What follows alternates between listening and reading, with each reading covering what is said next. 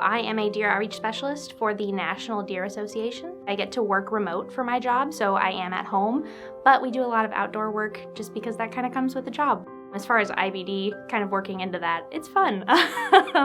Lots of, calls with insurance companies on drives to landowners' places or trying to fit it into my workday in between meetings and make sure my medicine gets here on time. I definitely worry about my disease on a day-to-day, especially when I'm in the woods, just because I am usually far away from people. It's hard to contact someone for help. I was diagnosed with IBD in March of 2018. I was probably sick for a while leading up to that. The hardest thing with Crohn's disease is I feel like my symptoms really sneak up on me and that I won't feel okay for a day, but I don't want to be the girl who cries wolf. So, I'm fine. I won't feel so well. It'll go away. And the next day you feel a little worse. The day after maybe there's another symptom, but you were already used to the other two.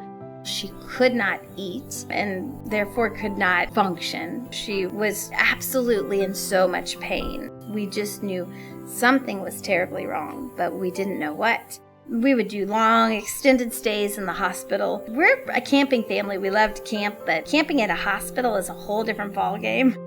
I met Dr. Gorey in the hospital after I had been admitted from the ER. And then I think I was in the ER another 3 or 4 times that year. So 2019 was not good. It was not a good year. Everyone was mad at 2020, and I was like, better than 2019.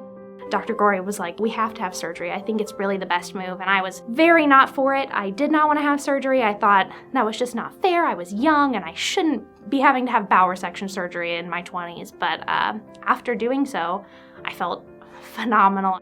But even though I'm healthy now, if I was cured of Crohn's, I think it would just be a life without fear. If I get the flu, I'm immediately worried that I'm having a flare-up, that, why am I getting sick? And I'll call Dr. Gorey and immediately schedule a doctor's appointment, and it's filled with doctor's bills and constant appointments, which I love my doctor, but it would be okay to not come in and see him all of the time.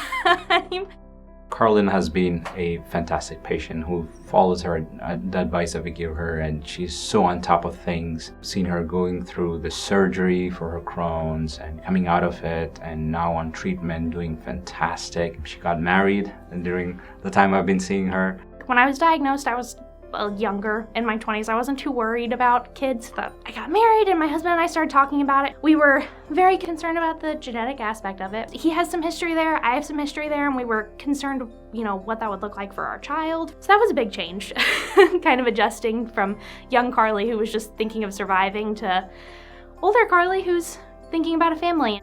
You'd be surprised how many female patients who come to see me, they go through kids, their pregnancies and whatnot, and I tell them, you see your OB and you also gotta see me. I'm like your half OB. So I make sure that their vitamin levels are doing okay. I make sure that their disease is under control. I keep a close eye on them. I see them just before their delivery, a few weeks after their delivery, to make sure that they're healthy, the baby is healthy. I feel like Dr. Gorey made me feel way more comfortable with the prospect of family planning and having children. Really, he laid out all of the facts for us, kind of talked to me about, could I flare, could I not, what that was gonna look like, and I felt great. My husband and I left and we said, great, we'll make an appointment with an OBGYN, and I feel like there's a lot of hope and just dreams that we can accomplish, so I think it'll be good.